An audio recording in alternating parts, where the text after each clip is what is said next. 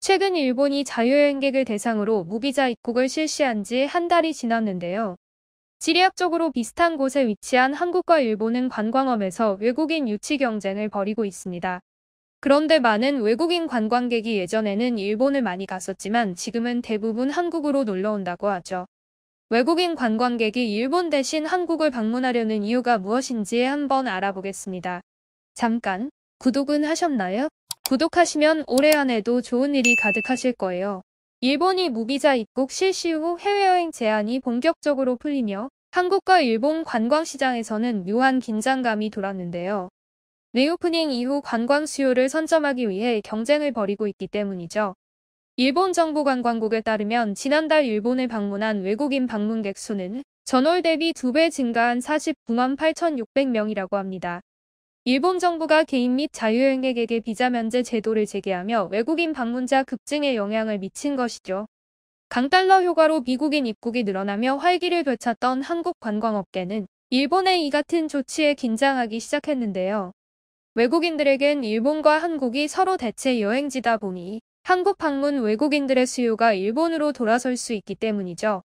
하지만 올해와는 다르게 법무부와 출입국 외국인정책본부에 따르면 지난달 한국을 방문한 외국인은 28만 9,590명으로 전월 대비 73.9% 증가하며 10월에 한국을 방문한 외국인 입국자 수가 크게 증가한 것입니다.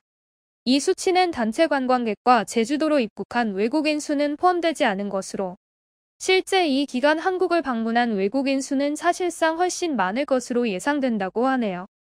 올해 10월 한국을 찾은 외국인의 국적을 분석한 결과 미국인의 비중은 20%로 일본의 비중이 11%인 것과 비교하면 많은 미국인들이 한국 방문을 선택한 것을 알 수 있는데요.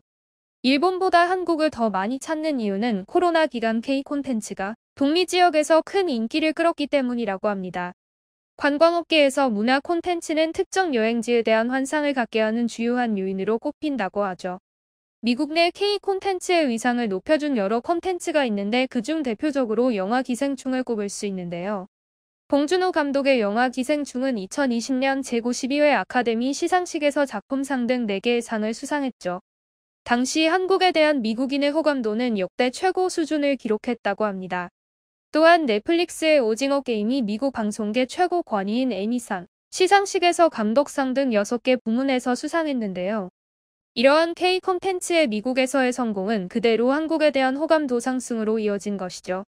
2020년 시카고 국제문제협의회가 미국인을 대상으로 실시한 여론조사에서 한국에 대한 호감도는 1978년 관련 조사가 시작된 이후 100점 만점에 60점이라는 최고 점수를 기록했다고 합니다. 올해 한국관광공사 뉴욕지사가 미국 미시간 주립대와 공동으로 실시한 조사에서도 10명 중 6명이 K컬처가 한국에 대한 호감도를 높이는 데 기여했다고 답하며 가까운 미래에 한국 여행을 희망한다고 응답했죠. 게다가 BTS가 올해 미국 빌보드 메인 싱글 핫백 정상에 가장 많은 곡을 올린 아티스트로 이름을 올렸고 블랙핑크가 정규 2집 본 핑크로 종합 앨범 차트 빌보드 200 1위를 하며 높아진 K-팝의 위상도 한몫했습니다. 이러한 K 콘텐츠 인기는 한국에 대한 판타지를 만들어서 한국을 꼭 오게 만들고 싶어 하는 것이죠. 이렇게 한국 방문을 원하는 관광객들이 많아지다 보니 일본에서는 오히려 한국인 유치를 위한 노력을 한다는데요. 일본 내 쇼핑 편의성을 높이기 위해 카카오페이 적용 점포를 늘리는 등 한국인을 불러 모으기 위해 준비 중이라고 합니다.